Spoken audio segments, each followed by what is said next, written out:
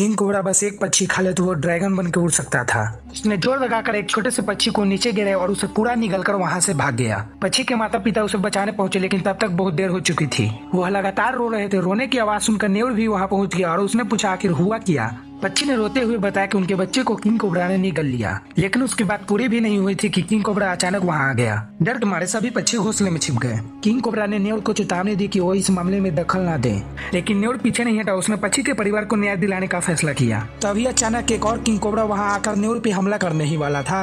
पक्षी ने पीछे से तुरंत चेतावनी दी। न्योर हमले से बच गया। फिर न्योर किंग कोबरा की खाल को अपने दांतों से पकड़ लिया और शरीर को कसकर जकड़ लिया। काफी देर संघर्ष करने के बाद किंग कोबरा डर गया और वहां से भाग गया। दोनों सांपों को जाता हुए देखकर पक्षी ने न्योर को सतर्क रहने को कहा, क्योंकि ये दोनों सांप बदला लेने जरूर आएंगे।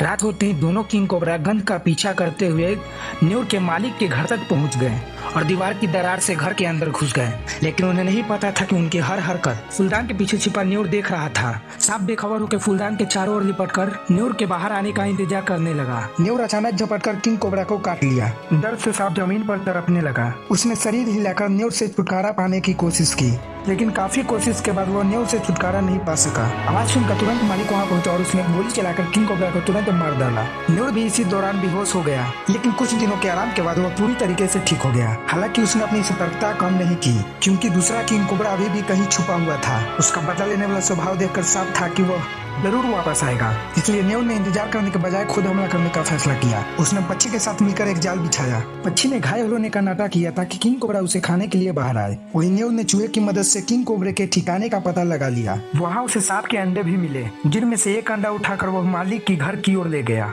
यहाँ किंग कोबरा न्योर के मालिक के परिवार पर हमला करने ही वाला था। तभी न्योर वहाँ पहुंचा और सांप का अंडा सीढ़ी पे रख दिया। अपने अंडे को चोरी हुआ देखकर किंग कोबरा बुरी तरीके से भड़क गया और न्योर पे टूट पड़ा। दोनों के बीच कई देर तक भयंकर लड़ाई हुई, लेकिन किंग कोबरा न्योर पे हावी नहीं हो सका। आखिरकार उसने मौका पाकर अंडा उठाया और तेजी से अपने बिल की ओर भागने लगा। न्योर भी उसके पीछे तेजी से दौड़ा और उसने सांप की पूंछ को अपने दांतों से पकड़ लिया, लेकिन किंग कोबरा उसे घसीटते हुए अपने बिल के अंदर ले गया। बिल के अंदर दोनों के बीच जोरदार लड़ाई हुई। किंग कोबरा कमजोर पड़ गया और भागने की कोशिश करने लगा, लेकिन न्योर ने फिर उसकी पूंछ पकड़कर उसे वापस खींच लिया। लंबी लड़ाई के बाद आखिरकार न्योर ने किंग कोबरा को हरा दिया। खुद भी बुरी तरह से थक कर सांप के बिल से बाहर निकल गया। दोनों किंग कोबरा के खत्म हो जाने के बाद आखिरकार जंगल में शांति लौट आई।